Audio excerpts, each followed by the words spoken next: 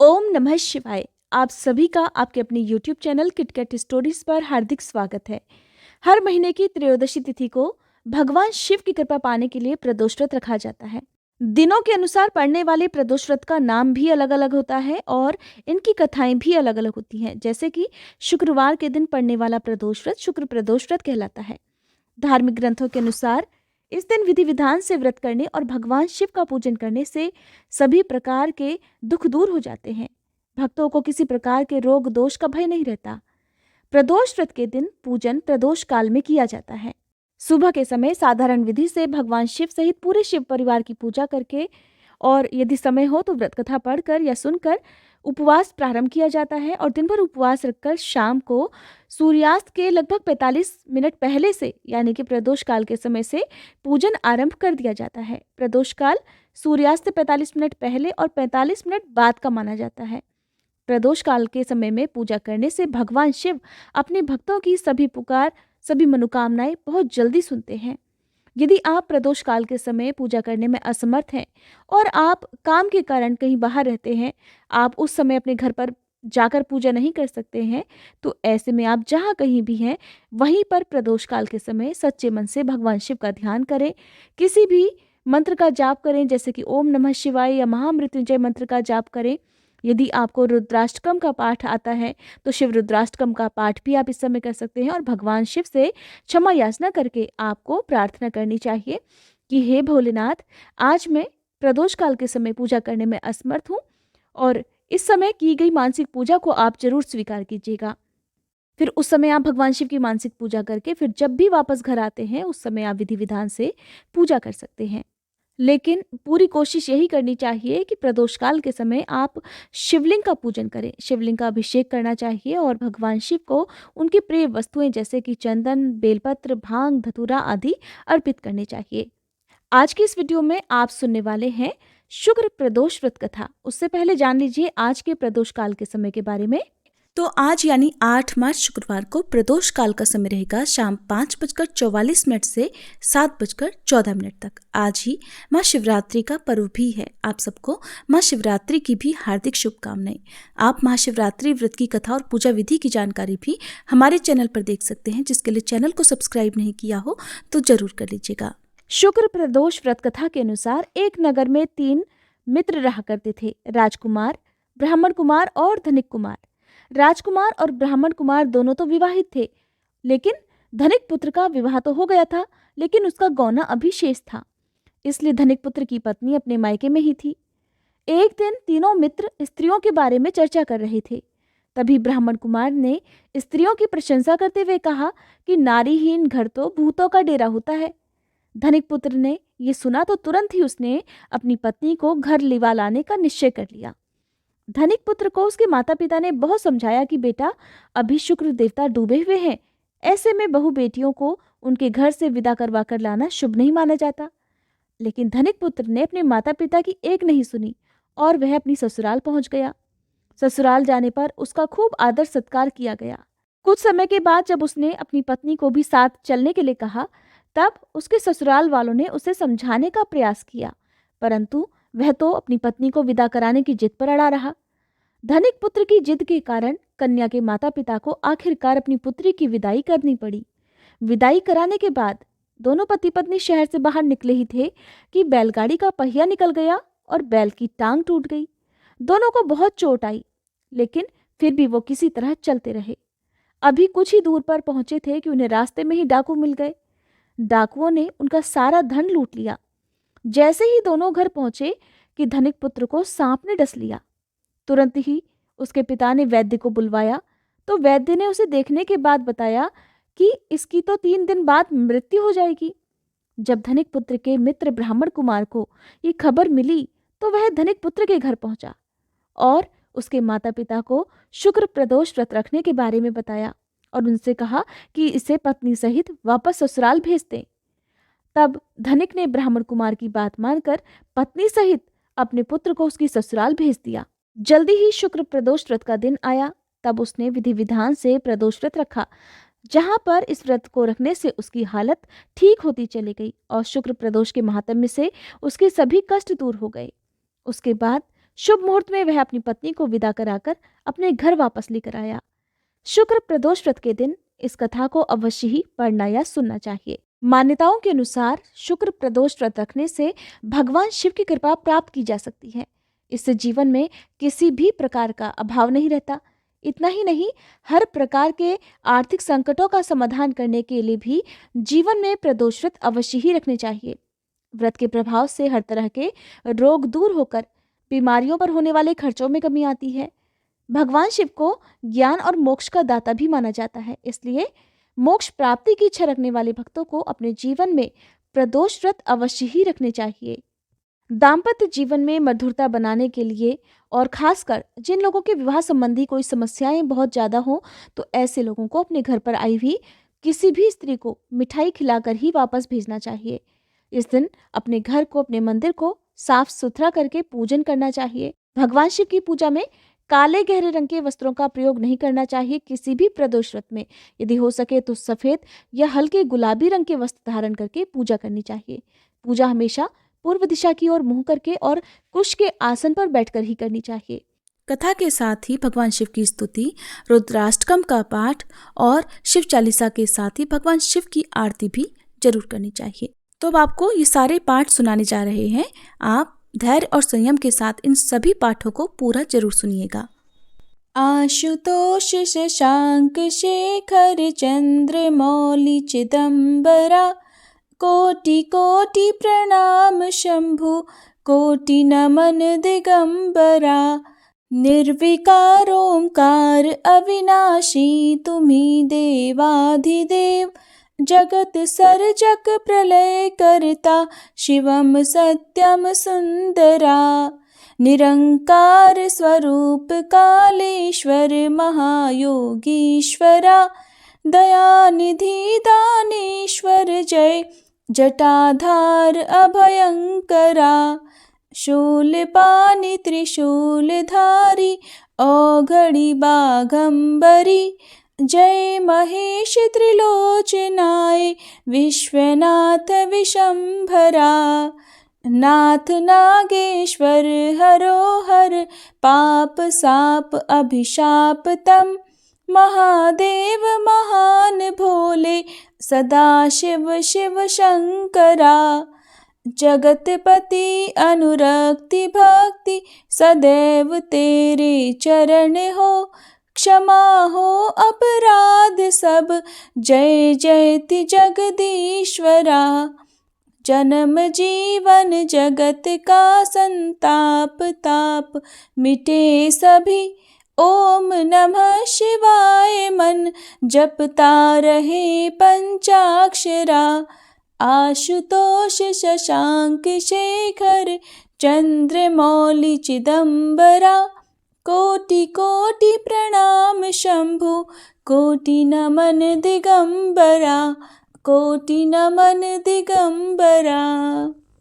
नमामि शमीशान निर्वाण रूपम, विभुं व्यापकं ब्रह्मवेद स्वरूपम। निजं निर्गुणं निर्विकल्पं निरीहं, चिदाकाशमाकाशवासं भजेहम। अर्थात, हे भगवान ईशान को मेरा प्रणाम। ऐसे भगवान जो कि निर्वाण रूप हैं, जो कि महान ओम के दाता हैं, जो संपूर्ण ब्रह्मांड में व्याप्त हैं और जो अपने आप को धारण किए हुए हैं, जिनके सामने गुण अवगुण का कोई महत्व नहीं, जिनका कोई विकल्प नहीं, जो निष्पक्ष है, जिनका आकार आकाश के समान है, जिसे मापा नहीं जा सकता, उनकी मैं उपासना करता हूँ। निराकार मोंकार मूलम तुरीयम, गिरा ज्ञान गोतीत मीशम गिरीशम। करालम महाकाल कालम कृपालम, गुणागार संसार पारम न तो हम। अर्थात, जिनका कोई आकार नहीं, जो ओम के मूल हैं, जिनका कोई राज्य नहीं, जो गिरि अर्थात पर्वतों के वासी हैं, जो कि सभी ज्ञान शब्द से परे हैं, जो कि कैलाश के स्वामी हैं, जिनका रूप भयावह है, जो कि काल के स्वामी है, जो उदार एवं दयालु हैं, जो गुणों का खजाना है, जो पूरे संसार के परे हैं, उनके सामने मैं नतमस्तक हूँ। तुषाराद्रि संकाश गौरम गंभीरम मनोभूत कोटि प्रभा श्री शरीरम स्फुरन् मौली कल्लोलिनी चारु गंगा लसद्धाल बालेन्दु कंठे भुजंगा। अर्थात जो बर्फ के समान शीतल है, जिनका मुख सुंदर है, जो गौर रंग के हैं, जो गहन चिंतन में है, जो सभी प्राणियों के मन में है, जिनका वैभव अपार है, जिनकी देह सुंदर है, जिनके मस्तक पर तेज है, जिनकी जटाओं में लहलहाती गंगा है, जिनके चमकते हुए मस्तक पर चंद्रमा है और जिनके कंठ पर सर्प का वास है। चलत कुंडलम भ्रसु नेत्रम विशालम प्रसन्नाननम नीलकंठम दयालम मृगाधीश चर्मा अंबरम मुंडमालम प्रियम शंकरम सर्वनाथम भजामि। अर्थात जिनके कानों में बालियां हैं, जिनकी सुंदर भौहें और बड़ी बड़ी आंखें हैं, जिनके चेहरे पर सुख का भाव है, जिनके कंठ में विष का वास है, जो दयालु हैं, जिनके वस्त्र शेर की खाल है, जिनके गले में मुंड की माला है, ऐसे प्रिय शंकर को, जो कि पूरे संसार के नाथ हैं, उन्हें मैं पूजता हूँ। प्रचंडम प्रकष्टम प्रगल्भम परेशम अखंडम अजम भानु कोटि प्रकाशम त्रहशूल निर्मूलनम शूलपाणि भजे हम भवानी पति भावगम्यम। अर्थात जो भयंकर है, जो परिपक्व साहसी है, जो श्रेष्ठ है, अखंड है, जो अजन्मे है, जो सहस्त्र सूर्य के समान प्रकाशवान है, जिनके पास त्रिशूल है, जिनका कोई मूल नहीं है, जिनमें किसी भी मूल का नाश करने की शक्ति है, ऐसे त्रिशूलधारी माँ भगवती के पति, जो प्रेम से जीते जा सकते हैं, उन्हें मैं वंदन करता हूँ। कलातीत कल्याण कल्पांतकारी सदा सज्जनानंद दाता पुरारी चिदानंद संदोह मोहापहारी प्रसीद प्रसीद प्रभो मनमथारी। अर्थात जो काल से बंधे नहीं हैं, जो कल्याणकारी हैं, जो विनाशक भी हैं, जो हमेशा आशीर्वाद प्रदान करते हैं और धर्म का साथ देते हैं, जो अधर्मियों का नाश करते हैं, जो चित्त का आनंद है, जो जुनून है, वो मुझसे सदा खुश रहें। ऐसे भगवान जो कामदेव नाशी हैं, उन्हें मेरा शत शत प्रणाम है। न यावद उमानाथ पादारविंदम भजन्ति ह लोके परे वानराणाम न तावद सुखम शांति संतापनाशम प्रसीद प्रभो सर्व भूताधिवासम। अर्थात जो यथावत नहीं है, ऐसे उमापति के चरणों में कमल वंदना करता है, ऐसे भगवान को पूरे लोक के नर नारी पूजते हैं। जो सुख है, शांति है, जो सारे दुखों का नाश करते हैं और जो सभी जीवों में वास करते हैं।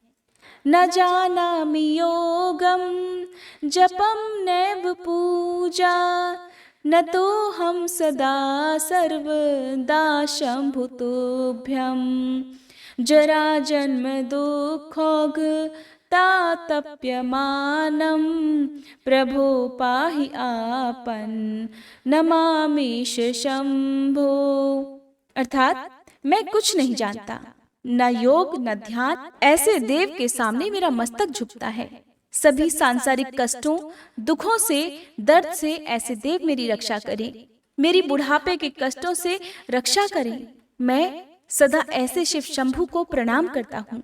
रुद्राष्टकमिदं प्रोक्तम विप्रेण हरतोषये, ये पठन्ति नरा भक्त्या तेषा शंभु प्रसीदति। अर्थात इस रुद्राष्टक को जो सच्चे भाव से पढ़ता है या सुनता है, शंभुनाथ सदा उसकी सुनते हैं और अपना आशीर्वाद प्रदान करते हैं। इति श्री गोस्वामी तुलसीदास कृतम श्री रुद्राष्टकम संपूर्णम। महाकवि तुलसीदास जी का रुद्राष्टक संपूर्ण होता है। रुद्राष्टकम का पाठ करने के बाद सबसे अंत में क्षमा याचना भी जरूर करनी चाहिए। हे भोलेनाथ, मेरी जितनी भी सामर्थ्य थी उसके अनुसार मैंने ये कठिन अनुवाद किया। अगर इस स्तोत्र को पढ़ने या सुनने में मुझसे कोई भी गलती हुई हो तो हे भोलेनाथ, आप तो दयालु हैं, मुझे क्षमा कीजिएगा और मेरा मार्गदर्शन कीजिएगा। जय शिव ओमकारा स्वामी, जय शिव ओमकारा। ब्रह्मा विष्णु सदा शिव, ब्रह्मा विष्णु सदा शिव, अर्धांगी धारा। ओम जय शिव ओमकारा। एकानन चतुरानन पंचानन राजे, स्वामी पंचानन राजे। हंसानन गरुड़ासन, हंसानन गरुड़ासन, वृषवाहन साजे। ओम जय शिव ओमकारा। दो भुज चारु चतुर्भुज, दस भुज अति सोहे, स्वामी दस भुज अति सोहे। त्रिगुण रूप निरखता, त्रिगुण रूप निरखता, त्रिभुवन जन मोहे। ओम जय शिव ओमकारा। अक्षमाला वनमाला रुंडमाला धारी, स्वामी रुंडमाला धारी। चंदन मृग मद सोहे, चंदन मृग मद सोहे, भाले शशिधारी। ओम जय शिव ओमकारा। श्वेतांबर पीतांबर बाघांबर अंगे, स्वामी बाघांबर अंगे। सनकादिक गरुड़ादिक, सनकादिक गरुड़ादिक, भूतादिक संगे। ओम जय शिव ओमकारा। कर के मध्य कमंडल चक्र त्रिशूलधारी, स्वामी चक्र त्रिशूलधारी। सुखकारी दुखहारी, सुखकारी दुखहारी, जग पालनकारी। ओम जय शिव ओमकारा। ब्रह्मा विष्णु सदा शिव, जानत अविवेका, स्वामी जानत अविवेका। प्रणवाक्षर में शोभित, प्रणवाक्षर में शोभित, ये तीनों एका। ओम जय शिव ओमकारा। त्रिगुण स्वामी जी की आरती जो कोई नर गावे, स्वामी जो कोई नर गावे। कहत शिवानंद स्वामी, रटत भोलानंद स्वामी, सुख संपत्ति पावे।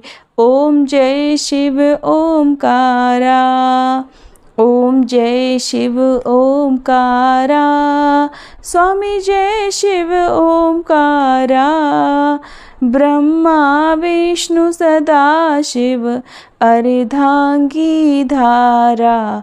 ओम जय शिव ओमकारा। ओम जय शिव ओमकारा।